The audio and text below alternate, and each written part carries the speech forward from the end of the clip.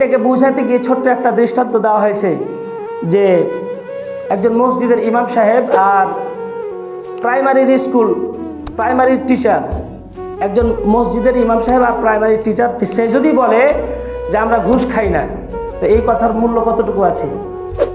কতটুকু মূল্য আছে? কিন্তু একজন মন্ত্রী, একজন এমপি মন্ত্রী, সে যদি বলে যে আমি ঘুষ খাই না, তাহলে এই কথার গুরুত্ব আছে না নাই? কত গুরুত্ব আছে? অনেক বেশি গুরুত্ব।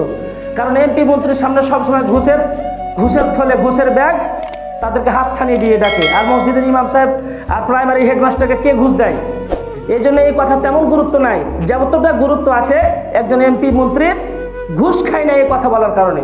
তো একজন বৃদ্ধ মানুষ, বয়স্ক মানুষ, সে তো বলবে যে আজকে তাহাজ্জুদ নামাজ পড়েছি, আজকে রোজা করেছি। কিন্তু ওই কথাটা যদি একজন যুবক বলতে পারে যে আজকে তাহাজ্জুদ পড়েছি, আজকে ফজর সালাত আদায় করেছি, আল্লাহ তাআলা ওই কথার প্রতি সন্তুষ্ট হয়ে যায়। বলে সুবহানাল্লাহ।